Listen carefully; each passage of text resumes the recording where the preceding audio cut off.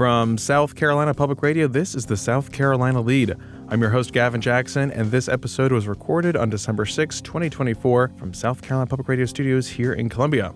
It's our December to remember, and that's why we're here with you. But in fact, there's something big happening in January. That's right, January 9th is our next live Lede taping, and we want you to be there with us.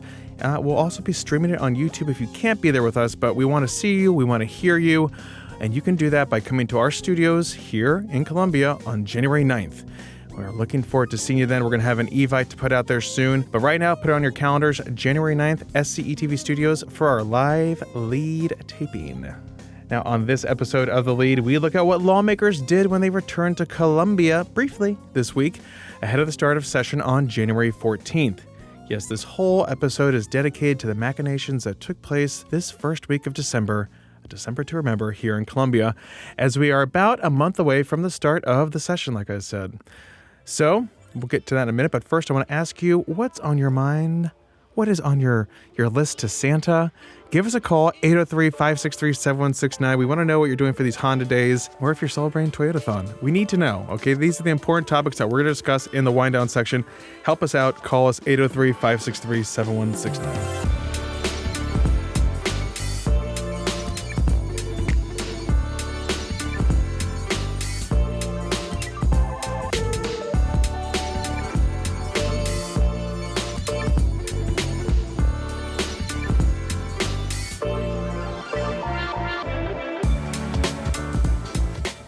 It was organizational week in the Statehouse, and of course there was plenty of drama, because when you have 124 House members and 46 Senate members under the same roof, well, drama is never that far away. So let's start with what happened in the House since they had 2 days of action. On Tuesday, House members returned to the chamber to elect leaders, officers, and pick new seats. But the biggest move was to elect a Speaker of the House. They are responsible for leading that chamber, and that, of course, is Sumter Republican Merle Smith, who has wielded the gavel since May 2022. He was easily elected despite a little insurgency there from House Freedom Caucus members, but he won 112-17 over Spartanburg Republican Representative Bill Chumley, who, like I said, was part of the House Freedom Caucus and was their candidate. Now, tax reforms and growing the state's economy are Merle Smith's top issues, as well as an efficient House chamber. Here's Speaker Smith after being sworn in. Here we respect one another. We debate vigorously, but we do not disparage. As President Ronald Reagan once said, peace is not absence of conflict. It is the ability to handle conflict by peaceful means. Let us reaffirm today that we will continue to uphold civility and decorum in this chamber. This is not an ask from me as your speaker. This is an ask for the 5.3 million South Carolinians that we all serve. It is our duty to show the people of South Carolina that their government works for them, that we can disagree without being disagreeable, and that collaboration, not division, is the foundation of our success. Those 17 votes for Chumley represent the current membership of the far-right House Freedom Caucus, whether formally or informally.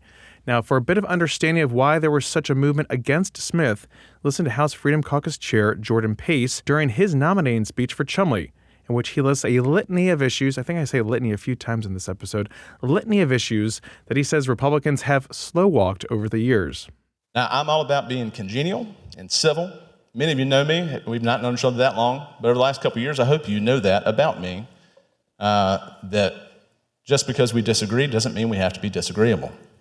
But you also know I'm about policy, as many of us are here. And Bill Chumley began that many years ago, has inspired a new generation of legislators to come to the House and push for conservative policy that aligns with the Republican platform. For too long, South Carolina has had the highest taxes in the Southeast. We have lacked in school choice. We have none as it stands. It took us too long to pass constitutional carry. It took us too long to ban transgender surgeries for kids. And still to this day, we do not have closed primaries. That bill has been filed for 18 years. Now, those issues have been addressed from time to time, and others are working through the lawmaking process. It's a slow process. Just ask anyone. especially Democrats. Now, speaking of House Freedom Caucus, one of its founding members and biggest forces, Lexington Republican R.J. May, showed up to session despite the U.S. Attorney's Office of South Carolina confirming that he is under investigation. Now, of course, that does not preclude him from being in the chamber. If he was indicted, that could be a different story. But here's what he told Mayan Schechter. Yeah, the people of District 88 elected me to do a job, and that's what I'm here to do. Anything else you'd like to add? It's just that the people elected me to do a job, and I'll continue to do the job that I've done for the past 4 years. That's to be one of the most conservative members of the House. Are you still in the Freedom Caucus? That's a question for Jordan Pace. Okay. Do you have any, do you want to be in the Freedom Caucus still? Regardless of what caucus I'm in, I'm going to be voting the way I've always voted, and that's one of the most conservative voting records in South Carolina. You also heard a bit of WIS's Mary Green in there as well. Shout out. Hello, Mary Green. Now, York Republican Representative Tommy Pope was elected House Speaker Pro Tem, which is second to the Speaker. In Pope's address to the chamber, he spoke specifically about social media and that misinformation pipeline that is ever more prevalent, especially when it comes to the Statehouse. Here's Pope. We can disagree. It's okay to disagree. But the one thing I've seen that I believe is getting worse that we need to work on, let's disagree in truth. I have seen us spiral down into half-truths. Just today, there was a text and came from my local area, complaining about rules that we hadn't even started on, complaining about other things. The best one I thought, I know my friends, because I talked to them, Mike and Bill, writing down today, I don't think y'all came up with this one. It said, vote for Bill Chumley for House Speaker today, or I'll assume that you still remain on the side of the satanic deep state. Repent by taking courageous action against evil. I don't have any doubt that whoever sent that was heartfelt to them, but they're basing it on misinformation. We're always going to address misinformation when we hear it. So y'all, again, do your part, and please verify things that you've seen or, quote, heard from someone online or from others before resharing. It's just, just because I heard that actually. Well, are you sure about that? You sure about that? You sure about that? So just double check. It's good practice there. Now, House Democrats did re-elect Columbia Representative Todd Rutherford to lead the 36-member caucus. He survived a challenge by fellow Richland County lawmaker Cambrell Garvin by a vote of 19-13. On Wednesday, House Speaker Smith handed out committee assignments to the members in what he describes as the toughest part of his job. You gotta say no sometimes. Again, a lot of people, a lot of personalities, and a lot who want to be on the big committees like Ways and Means, Judiciary, and LCI. One lawmaker, Greenwood Republican Representative John McCravey, did not like the fact that he wasn't chosen as a subcommittee chairman from Judiciary, and he resigned from the committee. McCravey, who is chair of the Family Caucus and a lawyer, has asked the Speaker to reassign him from Judiciary, which is seen as the number 2 committee in the House. Hundreds of bills go through there. It's a big deal. But he wrote to Judiciary Chairman Weston Newton that, quote, I have come to recognize that my perspective on key issues and values differs significantly from your approach as chairman, quote. A little spice right there, but there are a couple people who'd rather jump on that committee. Now, on Wednesday, Chairman Newton, who's a Beaufort Republican, said that there is often disappointment when bills do not move. One such bill that House Freedom Caucus members really want to see move is one that would close primaries in South Carolina to members of each respective political party. That was one that Pace mentioned, of course. So here is Chairman Weston Newton just talking about his perspective to the committee and its members. The bills that we take up are as diverse as the people that sit around this table. And I appreciate your time and willingness. This is a committee that works hard. Often we're here in long hours. And all legislative ideas are welcome here. Communication is key as we, organize into the subcommittees that we have. We will ask that you all, if you have thoughts and ideas about bills that are in the subcommittees, communicate with the subcommittee chairman. Whether it's a bill whether it's an amendment that you think the subcommittee chairman is going to be against, the whole idea is that we're all here to work together for the best interests of the people in South Carolina. So there's no bad idea that comes before this committee, and there's no idea that's going to be kept from being a part of the discussion and part of this committee. However, there are certainly bills that from time to time, the best thing we can do with them is to make sure that they don't come before this committee, and we will certainly do that when that is necessary as well. Some in the state Republican Party, like Chair Drew McKissick, support closing the primaries, but others, like Governor Henry McMaster, oppose it, opting for a big tent party approach. So, as you can see, there are competing forces there, and no one really always gets their way. That's what compromise is for. In other committee action, another Beaufort Republican, Bill Herb Kurzman, took over the House LCI committee following the June primary defeat of its longtime chairman, Bill Sandifer. Previous first vice chair, Representative Jay West, also lost, setting up Herb Kurzman to move from Ways and Means, that's a big one, to LCI to be the chair there, which oversees lots of regulations, lots of different industries, so kind of a big get there. Now, the state budget process starts in Greenville Republican Bruce Bannister's Ways and Means Committee and its subcommittees. That's where the work gets done. Now, Bannister, welcome to the committee with this joke. Thank all of y'all for your continued trust in me to serve as chairman of Ways and Means. The speaker asked me to just make this announcement. If anybody does not want to be on Ways and Means, there's a host of people lined up at his office that would like to take your spot. So just, you can wave. I'm assuming since Todd didn't show up, he may be on that list. Again, that's because seats on this committee are coveted, and only three turned over this past session. Reps Herb Kurzman, like you heard, just moved to LCI. Craig Gagnon was moved off. And Max Hyde did not seek re-election, so that made room for Representatives Kevin Hardy, Stephen Long, and Richie Yao. All those Republicans replaced Republicans. Bannister's charge for his committee and his third budget that he's set to oversee? Take a listen. I would like this committee this year to spend some time really focused on the agency's efficiency and how effective they're doing the things they're supposed to do for the citizens of South Carolina.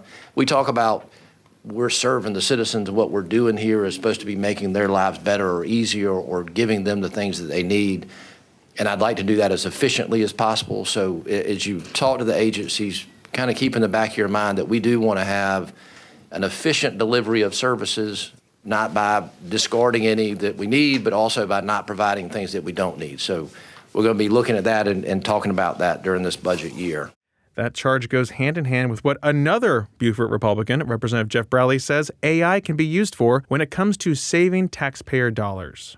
My goal, my vision for the use of AI for productivity and efficiency gains are, if we can keep our FTEs flat like this as the demand for services, state government services grows, that gap can be met with an AI-type product, then there's potentially $1 million to $2 million per agency that we can save every year, and there's 70 agencies.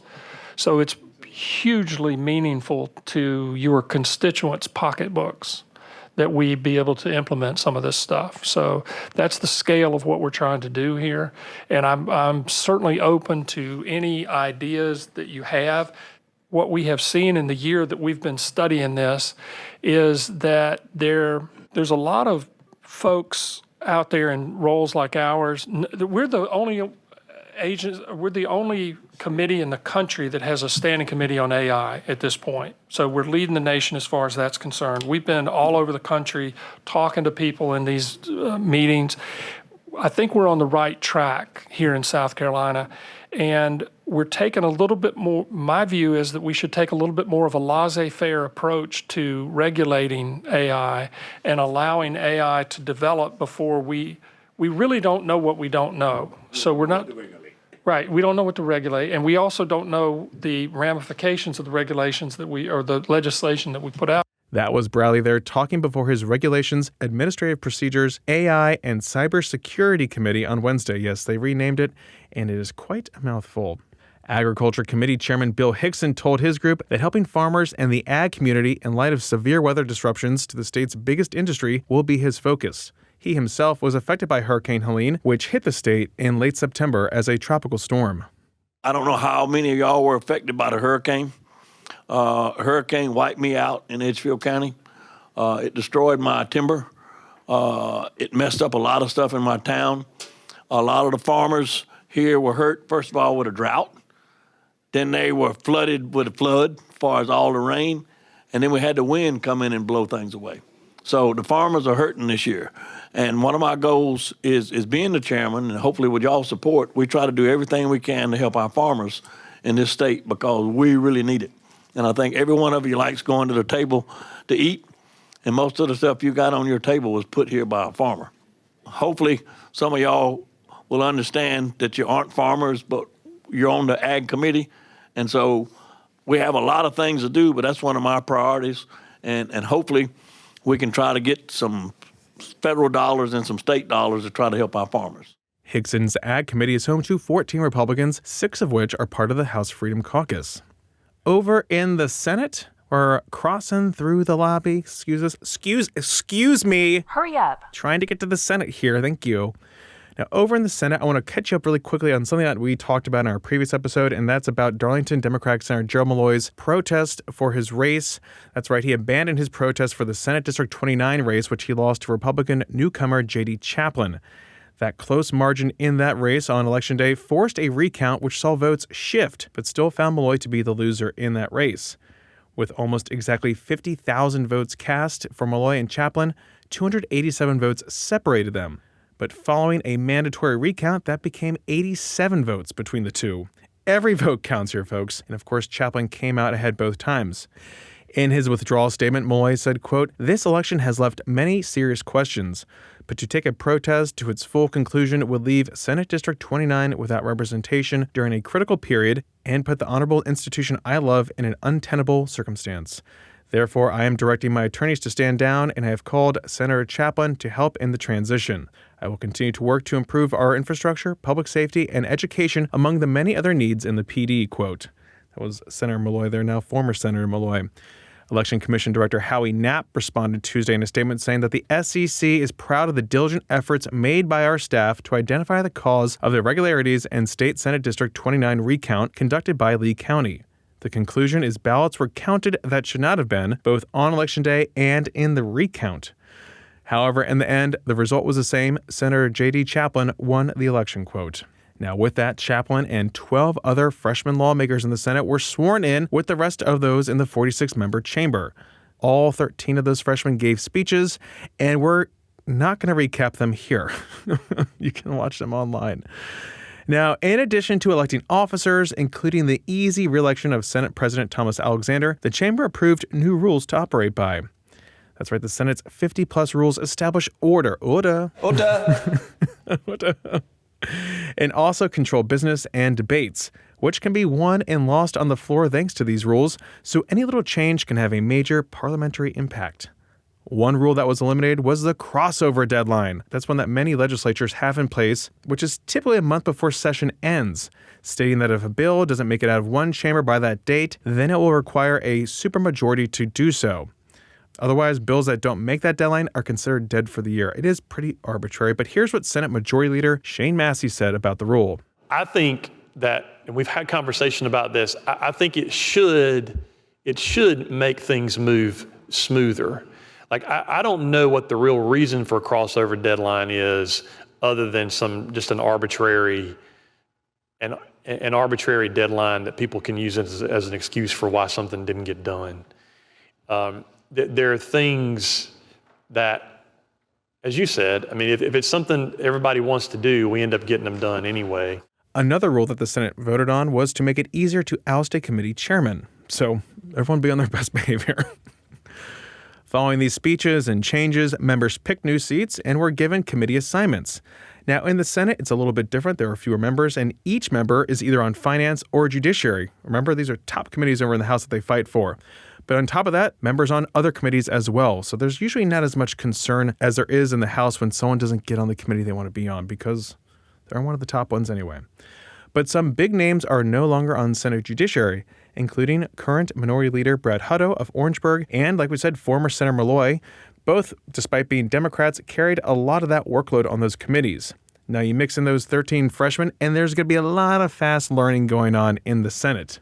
Now, reporters spoke with Massey after session for his thoughts on a variety of topics, including his priorities for session. So we're going to come out with a school choice and trying to address the Supreme Court's concerns on the education scholarships. I expect you're going to see some committee work on that in the next week or 2 weeks.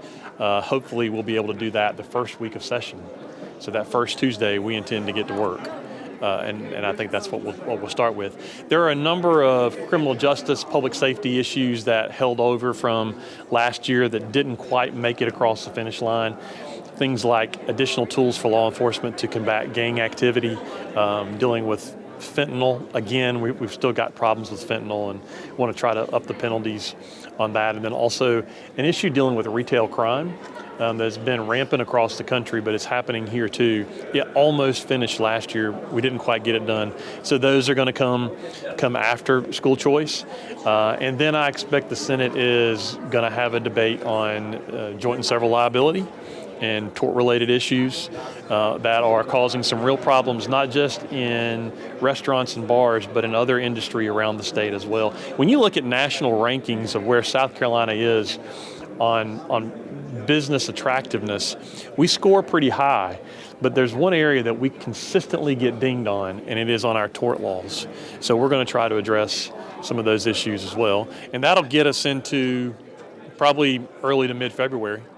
You just heard it, a litany. See, I told you I said litany again of issues that the Senate is ready to tackle. We're talking school choice, public safety issues, organized retail crime, a bill that would increase penalties for that, and tort reform, everyone's favorite, which includes liquor liability laws. You're hearing a lot about that in the news. Just ask your local bartender or owner. Now, since we were so House heavy today, I want to bring you some more from Senate Majority Leader Shane Massey in Tuesday's pod, so stay tuned for that. And I'm going to leave you with some lead advice to our freshman lawmakers who I'm sure listen. Let's do this, guys. More listening and working, less public talking. It will take you far from what I have seen in my multiple sessions that I've covered.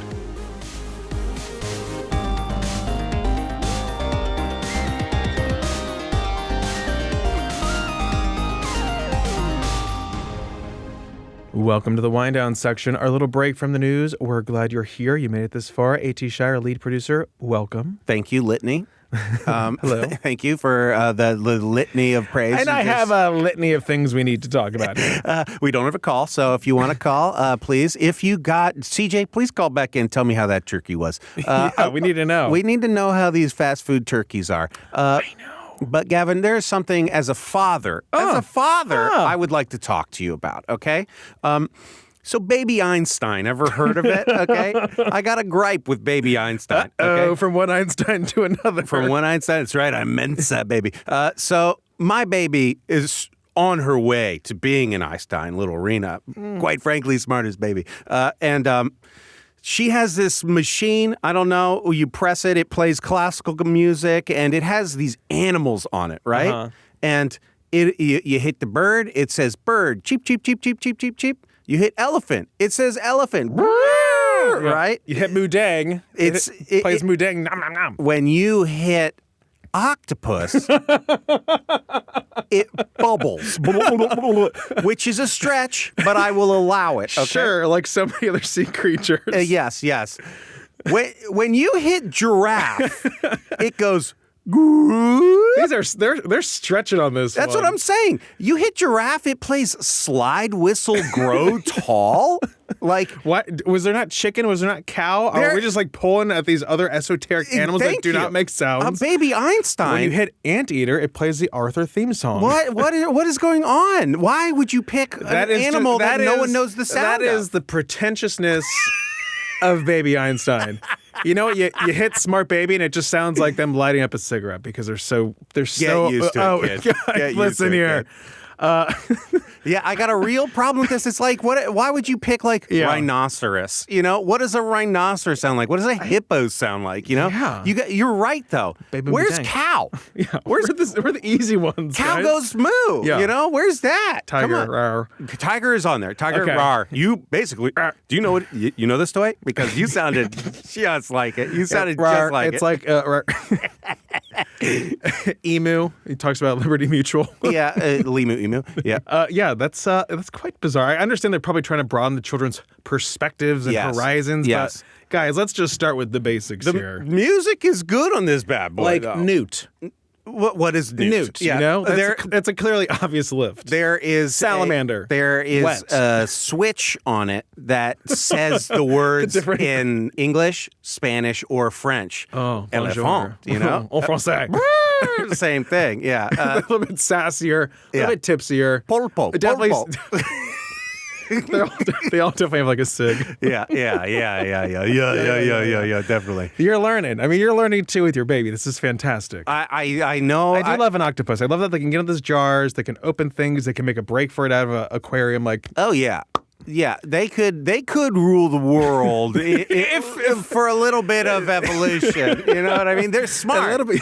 Yeah, Their don't brain, tell Elon. Their brain to body ratio is pretty good, I gotta say. The mantle, the flexible. Well, we love a cephalopod. We're big. Shout out cephalopods. If you guys can hear us, which I know you can. Gavin is big in the cephalopod community. That's why he's so much into maritime law. Well, you know, they do control the sea. As some, I don't know, community service, you go out there, you blast the pod into the water for the cephalopods and the whales. It's like when they do seismic testing. They hate it, but it's really it good actually for them. does ruin a lot of whale calling, and it has broken up whale families, pods, if you will. Okay, where's the whale sound on this thing? That's easy, you know, whale call. Pods on pod. We could do it. Pods on pod. Yeah, they started podcasts actually. We're like spiraling here. We're spiraling here. Anyway, we need you guys to call, please. We did see there's some memes out there that said it should be a misdemeanor to get podcast equipment. They need to start putting tariffs on the podcast. They need equipment. they need to put tariffs on it. We're gonna come out hard against that, guys. I don't know. I hate to weigh in on issues, but I would love to get. Do not add more tariffs. I'd love to get podcasting. Let's equipment. grandfather ourselves in there, but all new podcasts. Let's end it. Yeah, we got to keep it going, but new ones, I'm sorry, but the tariffs are the barrier to entry will be substantial now. Anyway, baby Einstein, if you have anything to say for yourself, give us a call, 803-563-7169. But with that, I mean, the gauntlet's been thrown, Gavin. Take it to the outro. Yes, thank you guys. Give us a shout. We want to hear what you have to say about baby Einstein and, of course, your favorite animal noises. You can do that by calling 803-563-7169. And you can always stay up to date with the latest news on scetv.org and southcarolinapublicradio.org. And don't forget to support your local newspapers. The South Carolina Lede is a production of South Carolina Public Radio. Our producer is A.T. Shire. Amy Crouch is our supervising producer. Sean Birch is our executive producer. This podcast is produced with support from PRX and is made possible in part by a grant from the John S. and James L. Knight Foundation, as well as listener contributions to the ETV Endowment of South Carolina. You guys giving? We got Pledge Drive going on. Give 800-256-8535 or scetv.org. Give what you can. For the South Carolina Lede, I'm Gavin Jackson. Be well, South Carolina. Yeah. You're like, is this really what high school is like? Yeah. Sick. Awesome. Yes. Is this what it was like?